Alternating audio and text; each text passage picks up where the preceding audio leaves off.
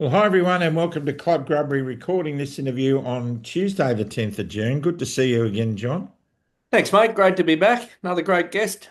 Another great guest, and wasn't that interview with Scott Morrison an absolute ripper? Oh, well, it'll go down in history, no doubt. Everyone loved that. Loved to see our former Prime Minister on Club Grubbery. So well done. We have a special guest with us tonight, John, a lady who's an author. She's accomplished in a great many things, and let me tell you what she's accomplished in. She is a Bachelor of Science majoring in pharmacology and physiology, a graduate diploma in education, but engaged in waste reduction for work. Formed Vaccination Information South Australia in 1997, a not-for-profit organisation to support parents with vaccine choices and health. There's a worthy cause. A mother of four daughters, two of those were home birth. Researched and wrote the book Investigate Before You Vaccinate, a guide for parents, currently updating for reprint.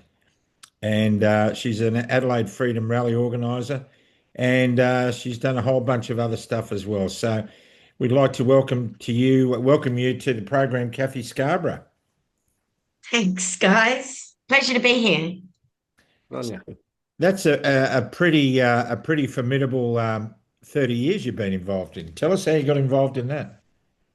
Oh, a lot of people with that journey. Um, it's funny actually. It was my first child, Jessica, and it was when she came down with measles after the measles, mumps, rubella vaccine at the age of 2 in those days. So, having studied pharmacology, I wouldn't take aspirin for a headache. But you realise that through all the science studies, there's nothing to question vaccines.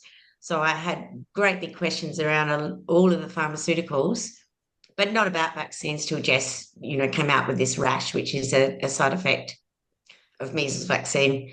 Turns out, so that's when I stopped vaccinating. And actually, it was fast forward to my youngest when I went back to uni to do my graduate diploma in education, and I was a sole parent at this stage. And that would be Hannah. Putting her into childcare at Adelaide University, there were questions about her vaccination status. So I reached out to actually what was the Australian Council for Immunisation Information. Now, that was run by Maureen Hickman in New South Wales. I think that's the name. She put me onto a local contact by the name of Anne, who promptly handballed me the job of being her. So she was a contact. I became the contact. In the interim, I had done quite an extensive research paper for the Home Birth Network of South Australia. So, that's when I sort of first started giving talks. And 1997, Dr. Michael Waldridge, the Federal Minister for Health at the time, announced the 7-point plan to immunise Australia. And Adelaide, South Australia just went bang. My phone was, my landline phone was ringing off the hook. Suddenly I had about 20 people at a meeting and we formed our non-for-profit. So, yeah, and it's a voluntary role.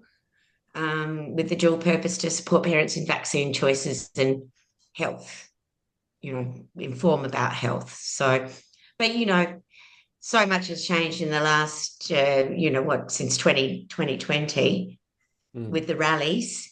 You go from 40 people fronting up to a vaccine rally on the steps of Parliament House to 3,000. I think our biggest was about 15,000.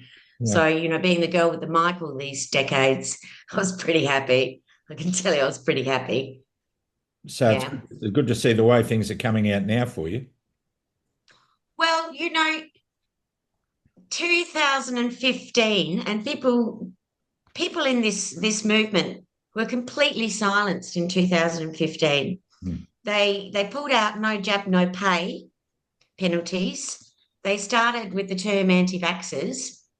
And the project, Terra 10, the project, actually, who'd just done an extensive interview with myself and one of my parents, came out and said they would no longer give any opposing view on vaccination.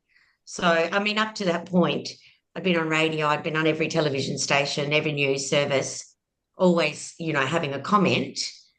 And they sent us underground. The media, black banned any comment. And parents being labelled anti-vaxxers, they really whipped up quite a hostile environment, made it difficult for people to share their vaccine choices, which was really a game changer. When I was bringing up 4 daughters, everybody knew my vaccine choices, and that wasn't a problem. Yeah, Kathy, you obviously made the decision very early after your firstborn Jessica's illness. I mean, with a pharmacology background, I mean, was it just as simple as that? Just it was the lived experience, or was there something else that sort of triggered you to think there's something not right here? It was that lived experience. A friend at the time, I was living in Sydney, actually. I was in Queenscliff, right at the end of Manly Beach there. And she was into her macrobiotics, which I was getting into. And she gave me some information, and the penny just dropped. So it was like studying pharmacology. I mean, my mother had a complete nervous breakdown when I was studying antidepressants. These things happen, and yes, a big penny drops. So that was it. I just pulled the plug. And do you think that your background in pharmacology, alerted you to it? I mean, because I suppose, from what we hear out there, that they'll say these events are very rare. But do you think it's the case that the majority of people aren't even looking, and these side effects are happening more regularly than is portrayed? It's just that people don't know what to look for. Yeah, people don't know what to look for. I've had a lot of cause to examine, the psychology and the manipulation around the whole thing. But, if you start just with product information given to parents, it doesn't list any side effects. There's actually a little booklet from SA Health which tells you how to report an adverse event following vaccination. It doesn't actually list any of them.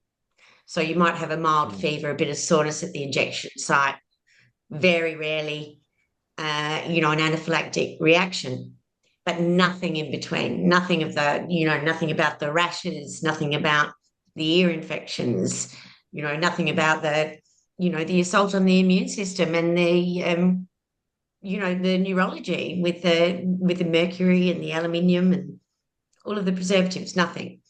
So you couple that with a system which, post 1997, doctors were relying heavily on having really high vaccination rates to get their bonuses, quarterly bonuses, best practice incentive schemes. You have a very poor reporting system. You have parents who are not believed, and you have a whole medical industry and research industry that, even though a baby in a study on hepatitis B vaccine died within 30 minutes of having the vaccine, they could still conclude it had nothing to do with the vaccination. It was a random event. So, you put all of those things together, and it wasn't enough. Parents were delaying vaccines. They were trying to separate them, which hasn't been available for decades. But, in the lead up to 2015, because there were so many vaccines on the schedule and parents were connecting the dots, just looking at their kids get sick post-vaccine. So then they would delay, right? They would say, look, yes, I'm not against vaccination, but I'm just going to space them out or delay them. Yeah. And that's why 2015, the government just landed this great big boot down on parents and just went, delay all you like, you're not getting any childcare subsidy. And of course, we live in a world where you're supposed to give birth and go back to work, 6 months or a year later. So, yeah, that wasn't enough. So South Australia, it was 2020, May 2020, they added in the no play clause, which just booted kids out of childcare and kindergarten. I think it was August 8 that happened. So that was right in the middle of the COVID lockdowns and restrictions. That's when all that was beginning. And we actually held meetings and got, I think it was about 180 families together, just to connect and network, so the children had other opportunities. Does that make sense? Yeah, absolutely. I mean, there's a lot to be said for people of like mind coming together and talking this stuff out, because the isolation that goes on, we've seen this second tier society from COVID, and yet that has been going on. You've been living in that second tier anti-vaxxer society for so much longer than most of us. It's easy to see why the pushback comes from government, health departments, and big pharma. But are you constantly amazed at how everyday Australians get so adamant about this and so critical of people who are making their own choices? Oh yeah. Look, COVID really ramped up that. Up to that point, I mean, and we were doing expos. We'd do the organics expos, the baby expos. I'd travel interstate to have stalls at expos. And you'd think, when you put yourself in a public place, especially like a mainstream baby expo, somebody's going to, you might get a bit of flack. So I reckon I had two instances in probably 25 years of flack. Come COVID, I've still got family members still not speaking to me, and I think a lot of people have that experience. So I get a little, Eric must have opened his wallet. There's a moth flying around. Yeah, so you know what I mean? Like, COVID really, like the fear, everything's based on fear and, cloaked in fear. Maybe that's the best way to put it. And they ramped that up so much that, in South Australia, people thought a pizza box could spread COVID, or a football. Amazing. Yeah. Yeah. So how do you feel now when we realise that or we're secretly sort of drifting out into our information sources is the fact that the vaccine immunisation handbook has been amended, where COVID-19 is concerned, to basically say, look, if you're under 18 and you're healthy, don't get it. This stuff is obviously a cover up. So they know what's going on. Oh, absolutely. Absolutely. Of course they do. That's what I mean. How could it be anything else? Be very wary of something that comes with such heavy penalties, you know, financial exclusion. That was already in place before, people faced COVID mandates in their workplace, like you. Um, so yeah, absolutely. The only way to get this compliance is to actually enforce it, but with a smile and say we're not enforcing it. Do you know what I mean? How can you're not supposed to, you would have spoken to Elizabeth Hart, you're not supposed to give a vaccine unless you've got, full and free informed consent. How can you get that if you're on 6 months maternity leave and your baby needs to be, on time with all vaccines in order to attend childcare? And if you need to delay or you need to catch up, it's more vaccines in a shorter space of time. There are windows of about 6 months where parents can delay, but they're all exhausted by the time that child is of kindergarten age. So while we have bipartisan support for no child should miss out on kindergarten, well, if you're not vaccinated fully according to the schedule, there's no kindergarten for you. And if you attempt to set up your own alternative, kindergarten, that's a $30,000 fine. So yeah, absolutely. It's a runaway train. It's keeping, I mean, the whole system, it's keeping families disengaged, disconnected. It's not acknowledging the damage done by vaccines. But you know what? The America, they've just changed their milestones for kids, right? Developmental milestones have been pushed back because kids aren't walking at the same age they used to. They're non-verbal. They're not talking. And we've just got a new program in South Australia and Western Australia they're promoting called Little Inklings. So if you've got a little inkling that your little one's not quite developing as they should, right? Then you now have a service available to you. But have a think about it. You can't compare your vaccinated kid with the unvaccinated kids around. Not anymore. Two separate worlds. Yeah. So you can't see that difference either. And the reason that we come here is because I mentioned we start with Jess and measles, mumps, rubella at 2. Well, then they added the second dose at 4. Yeah. And parents weren't doing that second dose at 4. So they pushed the first dose through to 12 months and the second dose of measles, mumps, rubella down to 18 months and added chickenpox. And I remember when they were trialing the MMRV, they called it, with varicella for chickenpox added, like the results were devastating, neurologically for kids. And you think, and you look at it, I've done this so many times over the years, you just look at it and you go, well, they can't possibly license that. Do you know what I mean? But they do every single time. And COVID vaccines with the mRNA technology, I'm looking at that thinking, they can't possibly give that to anybody. Look what happened.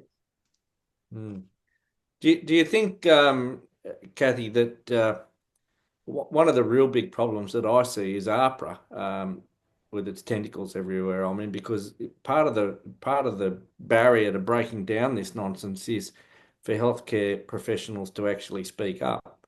And I think it's the case that a lot of healthcare professionals are probably vaccinating their children, knowing that there are issues, and they're scared to actually buck the system because they don't want to be seen as the one person in the system, in the mainstream system that's not vaccinating their kids because it's sort of frowned upon. Well, there was evidence, and this goes back a long way to when they introduced Hep B vaccine at birth. The doctors weren't giving it to their own children, right? As to the whole schedule, I've got no idea. All I know is that back in the day, there were plenty of doctors, and you could go through ACNEM, Australian Council for Nutritional and Environmental Medicine, and you could find a doctor who'd done extra training in nutrition and other modalities, healing modalities. And these doctors were the ones that were, receptive and friendly. When you went, you didn't get your head bitten off because you were not vaccinating. But, there are plenty that just have always been, vaccine zealots, and they fully believe that vaccines have wiped out diseases. We're fear-mongering around polio again now. Yeah. I saw today in the Medical Journal of Australia because it's there's polio in Papua New Guinea. What does that mean for us? But it's all about maintaining the fear so that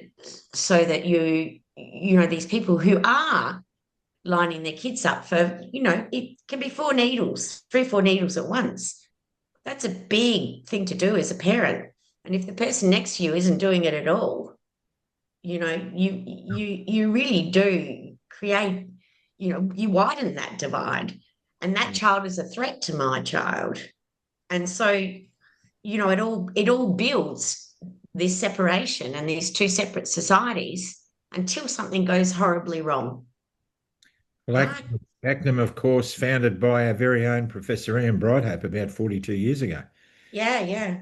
The current president of that organisation, who was given that task, handing it over from Ian, is Dr. Gary Deed in Brisbane. He's a physician that we attend on a regular basis, an absolutely fine doctor. I hope I'm not putting him under threat now from APRA because I like a doctor. He's not, anyhow. That organisation, has been ridiculed from day one. ACNEM. Yeah. And what does that tell you? Well, I mean, I'm sorry, like, when I say I did a science degree with pharmacology, right, that's in the medical part of Adelaide University. Mhm. But in medicine, they did they did not even two-thirds of what I did in a full year of pharmacology. And it was about prescribing and dispensing. It wasn't about interactions. It wasn't the nitty-gritty about what the dynamics in the body is. Um, they don't train in nutrition, doctors. Mm. You know, these are glaring, these are glaring things deliberately to disconnect us from what's going in our bodies and what effect that might be having. So, it'd be a very hard line to walk between those two worlds on many, many levels. But yeah. Mm. Johnny. What do you hope to see out of all this COVID mess? Do you see this as a green light now to opening the door?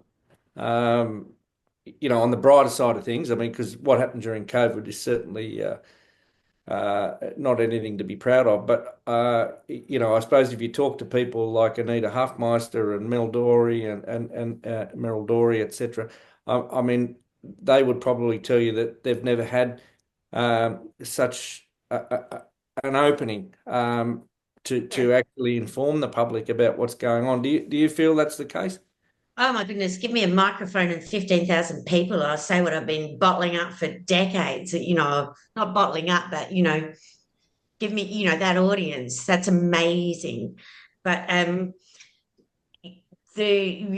from the get-go, those rallies were about connecting people with each other, connect, connect, connect. Mm. And sure that, the numbers drop, not everything can sustain and it's not necessary. But look at the community groups, the my places, the multiple connections that people now have. I got stopped. This was last week or the week before. It was like 3 times in 3 days. And one of them, people that came up to me was a chiropractor. And he was telling me about, the friends he'd lost during COVID. He said, but the friends I've gained, it's just amazing. The community I've gained. So in terms of that, there's strength in numbers. There's always benefit in conversation and feeling support and having somebody, especially when, we've lost, you got the RIP crosses behind you. We've physically lost family members, but also there are family members that we still don't speak to, and a lot of fractions that aren't repaired. So, but given that, I did a lecture in 2009 that was filmed, and I look back at it, and I was saying, and I was trying to think, I think it was to the League of Rights or something, but it was 2009, and I said, I'll be in trouble if I go to an airport because they had like the heat detectors for a temperature and things, having a hot flush, menopausal. The only people that were allowed to fly around the country in 2009, when the last, what's the word, incarnation of this draconian imposition of limits on life and dishing out of Tamiflu, which is disgusting. The only people who are allowed to fly were football players again. Mm. So you're just watching a playbook go around and around. And I think we're all sitting here going, are people savvy enough that next time they won't get away with it? Well, there's more people who are savvy enough, but Yeah. I doubt that there is enough people who are savvy enough. And they really are, hell bent on shutting us up. Mm. There's some pretty hateful things being said online. I mean, people are looking. There are some in groups that look at that photo behind John and call that the forest of the fake dead. I mean, the rhetoric that's bouncing around at the moment is quite horrible, and the media have a lot to do with that. We were talking in the last episode about Carl Stefanovic on Channel 9, who obviously knew that the vaccines weren't the right way to go for COVID. but still couldn't find the courage to actually come out and say it well and truly. I mean, he dipped his toe in the water occasionally. So the media have got a lot to answer for, haven't they? Absolutely, they do. And they used to, as I say, I was on 7:30, like not ABC. It was Today Tonight, Channel 7 here. The producer at Channel 7, this goes back a couple of decades, um, had an autistic son and believed it was from the measles, mumps, rubella vaccine. So, you've got your media friendly, you've got your media savvy, but the media hostility's always been there. I was called a child murderer and a dangerous criminal on public radio by Michael Wooldridge, actually, when he was Federal Minister for Health. Father John Fleming let that one go to air and then cut me off without a right of reply. It's always been that way, but like that was on a Sunday night. I've been called these things on public radio. On the Monday morning, I was on another radio station and Wooldridge was also being interviewed. And he said, Kathy Scarborough again, she must have one of the most highly organised anti-vaccination networks in the whole of Australia. And I said, oh, thank you very much, Dr. Wooldridge, for the compliment. They're going to do it. They're all bought and sold. Yeah, exactly. Big pharma runs the world. It's all about the bucks. Man, where does it go? Where do we go from here? Johnny? Well, you go there, you do a podcast, you do what you do. Yeah, exactly. How do we educate these new doctors, these new pharmacists, these new healthcare providers? I mean, the universities have let us down, obviously. Why don't they have people with vaccine injuries, etc., come in and give lived experience to these students so that they can see the other side of what's going on? I mean, I hear regularly that nutrition and the like might not even be covered more than half an hour in an entire syllabus. Yeah, look, it's not the way it's taught. I mean, the way university is taught, it segregates. I mean, we segregate the human body. We segregate the science modalities. There's not a lot of interconnection or, big picture stuff that goes on. How do you educate? Don't know. A lot of these, I mean, for starters, the students that are going into that course need to show full vaccination records. So you can't study any form of health science or medicine without being fully vaccinated, for starters. You can't be a nurse without showing that you've got antibodies to hepatitis B from your multiple courses of that vaccine, tested every year. I mean, we had a dietetics student at Flinders University being denied placement because she was unvaccinated and she wasn't even in, close proximity, care situation. They took her money to do 2 years of a course, but wouldn't let her finish it. It's ingrained. They vaccinate Big Ted on Play School. Do you know what I mean? They turn on any television show, they'll go on. They'll bring it up whenever they can. They'll have a go at the anti-vaxxers whenever they can. It's the same in the animal industry as well. I mean, we haven't really touched on what goes on there, but that sounds like another rort. The veterinary science stuff. Yeah. Talk to Elizabeth Hart about that. That's what got her going years ago. Yeah, it is Elizabeth's passion, that one. The over vaccination, and there are studies and there's a lot of evidence to support, even in context, not doing annual vaccines, for animals, dogs, I suppose, especially. But again, that's ignored. Where's the question about how they don't know how the immune system works. They'll acknowledge that. You can't get immunity from a needle. You can't. What you're doing is bypassing the body's normal defense systems. You're sabotaging how the body is made to respond to anything it's exposed to via air, water, food, on the skin. We're constantly responding to our environment. You stick a needle in there, what's going on? Your body just goes, what? Sorry, what the hell has just happened? What is all that shit? And it tries to chuck it out with a, fever, infection, rash. Some kids go into it, the whooping cough, the wholesale whooping cough, high pitched screaming for hours, febrile convulsions, sudden death. Vera Scheibner did a lot of research into sudden infant death in, proximity to vaccinations. She's got she was quite the one to come give a talk back in the day. But so you've got all of that going on, and like zero acknowledgement, complete underreporting. Yep. It's kind of, I keep going, they've got it all sewn up, but it's all quite deliberately sewn up.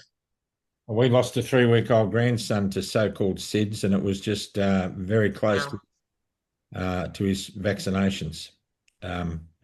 So yeah, it's a sore point. And a good friend of ours, Kathy, a good mate of John and I's, got a lovely little toddler at the moment, and he took her to a play school group in his local town for the first time, and she was the only child in that group that didn't have autism. The only Really? child. And she was the only child in the group that hadn't been vaccinated. Yeah, look, and that's what I'm saying. Well, we've got this segregation, so the two communities aren't mixing like they used to, but also just that pushing forward and squashing of the measles, mumps, rubella, chickenpox vaccines together has been a game changer. It's really escalated the neurological damage, in kids. They have to bring out new volumes of behavioural disorders, allergies as well, the food allergies, the medications. So in Japan, that's not the case, is it? They're segregated, those vaccines, aren't they? the Japan pushed back vaccines for a while. That's quite historic. They pushed back whooping cough vaccine, no vaccines until the age of 2 because of sudden infant death. But where that stands now, you'll find that countries have just been brought into line by the World Health Organization. And it's a global thing. That's COVID showed us that. It's a global thing to play your part and participate. So it's about, I suppose, what kind of infrastructure you've got to enforce these things as well, and where the infrastructure isn't as good, you're probably not going to enforce as well. But I mean, we when I said polio before, we don't give oral polio vaccine in Australia anymore. Neither do the UK or the US, because it spreads polio, causes polio, spreads polio in susceptible individuals. But it's fine to give it in developing countries where there's poor sanitation, poor nutrition, and overcrowding, where it causes polio and spreads polio. Another market. We'll find another market. It's all about the money. It is all about the money and the compliance. And once you're, go down that path of vaccinating, then you're going to have the Panadol or the Tylenol or whatever they call it, the pink lolly water for the fever. Then you're going to have the antibiotics. I mean, I when I studied pharmacology, I was actually working in Sydney for a pharmaceutical company. Back in the day, pre-kids. And, there was a lot of talk. This is a long time ago. It was 40 years ago. Sorry. Scary, isn't it? But there was they were talking about the over prescribing of antibiotics then. We're still talking about it today. There's no sign of it slowing down. No. So kids ask for Panadol. They're so used to it. They ask for it. And my kids never had Panadol, ever. They never had antibiotics, ever. They never had pharmaceuticals. So, Kathy, you know, a lot of hope's riding high on Robert F. Kennedy Jr. In the States. How are you viewing the transformations that he's bringing down? Are you happy about what's happening over there? look, my motto, my motto is grab a bowl of popcorn, just sit back and watch. Mm. I mean, that's a big. This is like the pharmaceutical industry is so powerful. I mean, absolutely, having him in that position is phenomenal. We'll have to see what he can achieve. I've watched him, you know, in Congress or whatever, having to, you know, roll back on his words, even endorse vaccines and things like that. So, you know, he's navigating a path, a bit like, yeah, it was Jim Carrey and his partner. You know, they were advocating for safer vaccines. So my point is, there isn't any such thing as a safe vaccine. Yeah. Petrovsky, with his COVID version of COVID vaccine, which was protein based, you know, just came out and said it's safe. Well, protein based vaccines have been killing babies for years, and adults, by the way. Mm. There's no such thing as a safe vaccine. There's no immunity to be gained from an injection. Now, you can't stand up there in a position like RFK and say that stuff. I mean, we've created, you know, a world very, very dependent psychologically on vaccines to prevent disease. Mm. But Mm. it's psychological. It's not physiological. That don't prevent disease. Like people used to go, well, what would happen if we stopped all vaccines?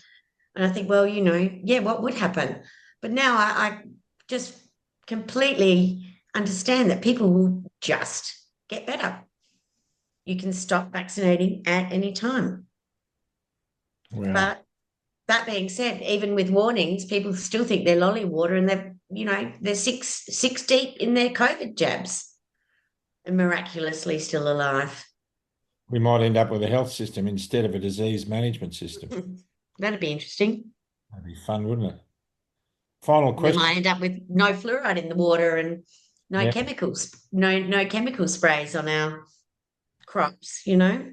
Yeah, exactly. No fluoride in our water here, that's for sure. Yeah, it's interesting, but so have the last 5 years been in terms of what they did. Do you think we needed to have the last 5 years in order to wake us up as a nation? Um, that's an impossible question to answer, really. I mean, like I would have thought that parents would be waking up more and more simply by seeing that their children are not doing well, you know. We've got it's just created, as I said, the two separate societies, ones that, you know, vaccinate and medicate and participate according to the rules, and the others that don't. But there's more of, you know, there's like more people have woken up. Obviously the COVID vaccines are, you know, diabolically fatal. And I mean, the pushback for, you know, you've got no choice over this if you're going to keep your job, and, you know, people collapsing and dying, you know, it really did wake up a lot of people very, very quickly, which, you know, as a testimony to that is, you know, 15,000 at a rally in little old Adelaide. You know, look at Canberra. People were prepared to, you know, get over there and in massive numbers. Yep. Nobody, I mean, not that anybody saw them, not that there was any mainstream media or, you know. So it's really just for us to build our community. Well, it's certainly doing that. The Hoodies Heroes groups are going really, really well. And as you said, My Place and other groups, people are finding their tribe. And even that's a bit cliche nowadays. Yeah. But we need to find We need to find the energy to keep forging ahead and to keep ourselves on this path, because this narrative has to break. We must continue to smash it wherever we can.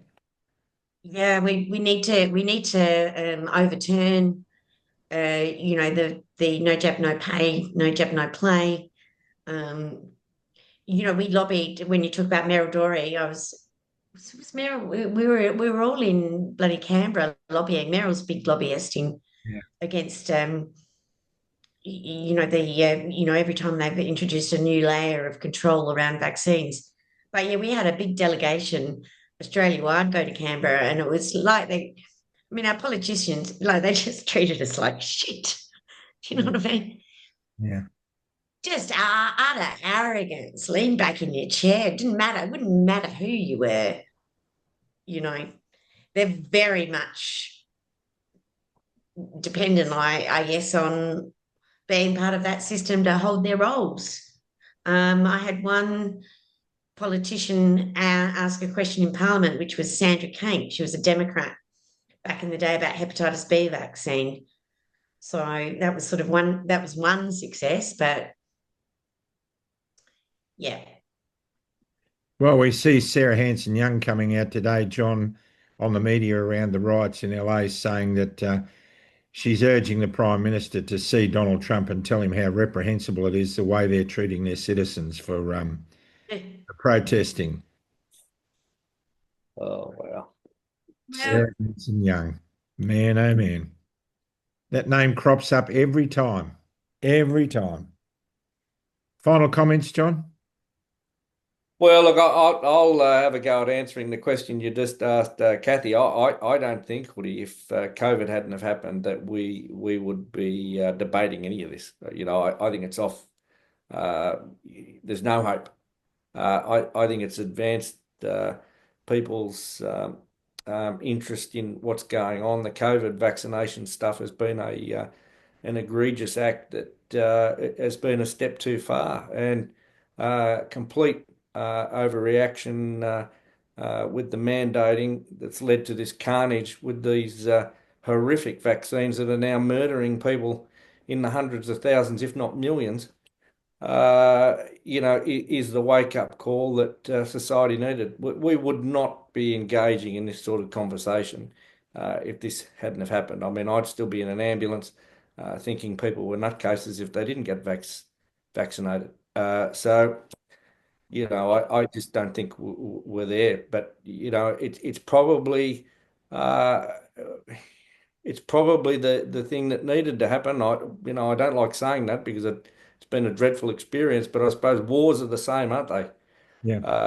We have to endure these things in our lifetime on occasions and make sacrifices for the children that are yet to be born, and hopefully, they're the ones that benefit from the madness that's occurred over the last 5 years.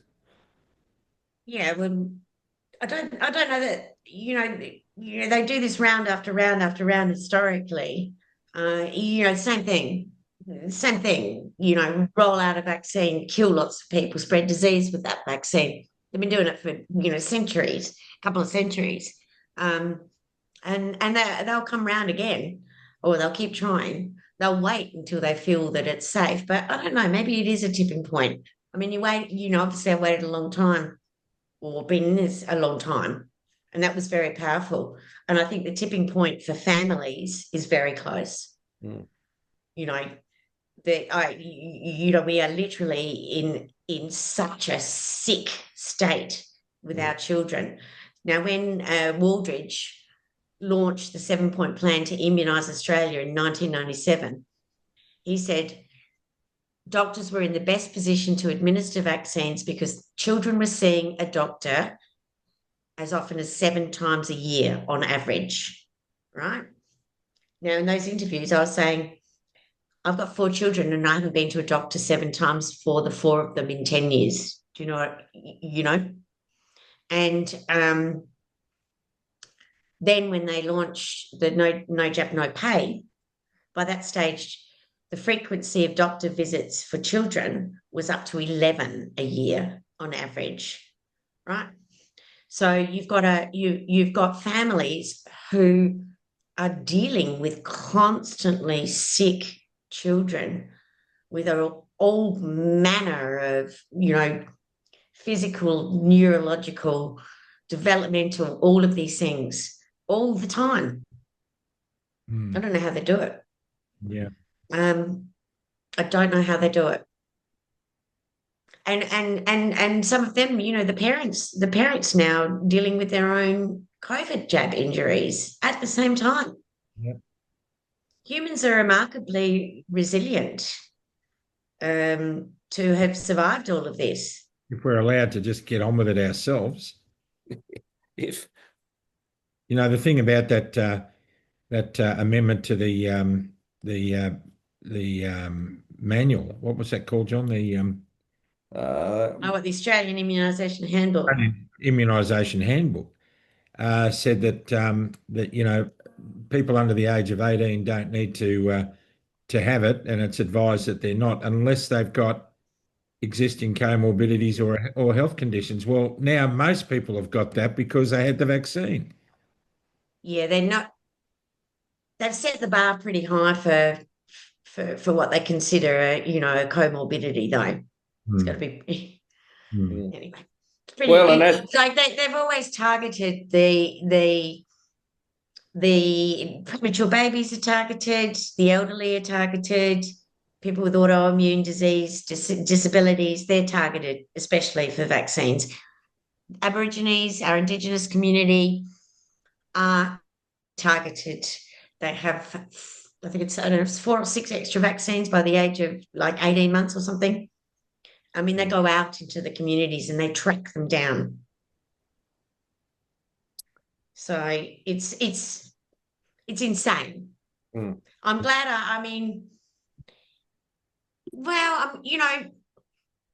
Navigating as a parent of a new baby now would be extremely difficult. That's for sure. But you got my name. You're welcome to share my email. We connect people, and you guys know, you connect, you have a conversation, you find solutions, and you feel better. So that's been the beautiful joy, really, of seeing so many more people connect and have conversations. Well, thank you so much, Kathy Scarborough. It's been an enlightening interview, and we always close with a prayer. If you don't mind, we might do that now as well. Fine, let's go right ahead. Dear Lord Father in heaven, we thank you for the light of truth. And Father, we just pray that you will guide and lead us into that light in every action, thought, and word and deed that comes out of our spirit, out of our souls, out of our thinking. Father God, we need truth more than ever now, and so we can make informed decisions and give informed consent to the things that we know we must do and avoid the things we must not do. So we thank you for people like Kathy and all those other valiant fighters, especially those in the Australian Vaccine Risk Network, Meryl Dorey and Anita Huffmeister, and all those wonderful people who've been fighting this for decades. We ask you to strengthen them and to feel your arms wrapped around them. We ask this in Jesus' name. Amen. Thanks so much, Kathy. And the name of the book once again is? Look, it's Investigate Before You Vaccinate. I'm on the 8th edition. Okay, it's a reference detailed information, but it's DL envelope size. It's a booklet. It was designed to stick in an envelope and give away, and to cost peanuts.